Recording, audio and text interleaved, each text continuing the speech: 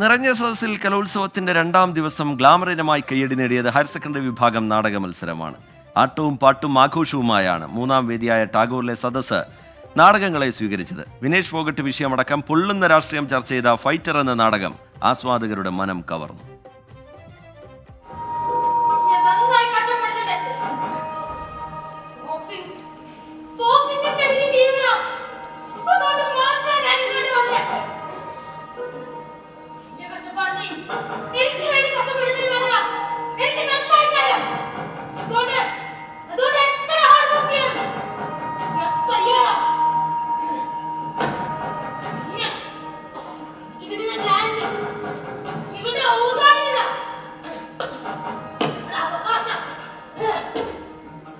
സംവരണം, വിവേചനം, മനുഷ്യ വന്യമൃഗ സംഘർഷം തുടങ്ങി ഒടുവിൽ ഗുസ്തി താരം വിനേഷ് ഫോഗട്ട് വിഷയം വരെ ഫൈറ്റർ നാടകത്തിനു പ്രമേയമായി.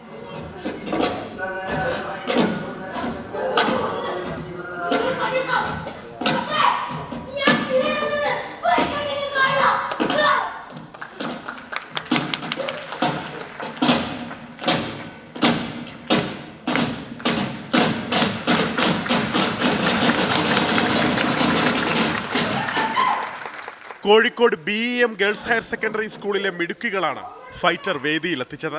സദസ്സ് നിറഞ്ഞ കയ്യടിയോടെ നാടകത്തെ സ്വീകരിച്ചതിന്റെ ത്രില്ലിലാണ് കുട്ടികൾ. 5 മാസം തുടങ്ങി 30 മിനിറ്റിലല്ല ഈ നാടകം എന്ന് പറയുന്നത്. ഇനി പിറകിൽ 5 മാസമുണ്ട്. മാത്രമല്ല ഈ 30 മിനിറ്റിൻ്റെ വിഷയവും രാഷ്ട്രീയ സമകാലിക കാര്യങ്ങളും അല്ല ഇതിൽ പറയുന്നത്.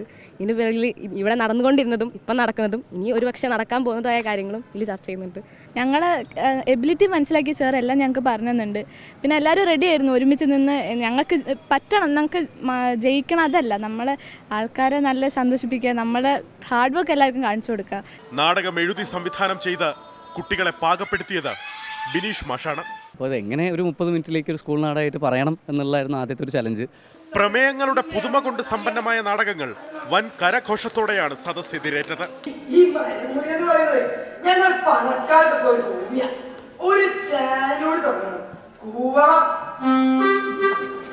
വിനേഷ് ഫോഗട്ടിൻ്റെ പ്രശ്നവും ഉൾപ്പെടെ പൊള്ളുന്ന രാഷ്ട്രീയമാണ് എല്ലാം കൈകാര്യം ചെയ്തത്.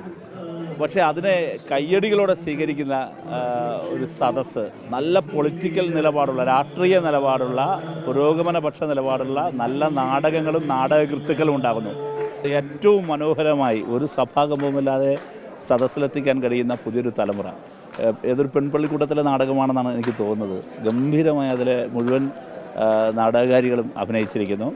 നാടകം കാണാൻ സീറ്റ് ലഭിക്കാതെ നിരാശയോടെ മടങ്ങിയവർ നിരവധി. ടാഗോറിൽ തിങ്ങി നിറഞ്ഞ സദസ്സാകട്ടെ നാടകത്തിന്റെ ഇടവേളകൾ ആഘോഷമാക്കി.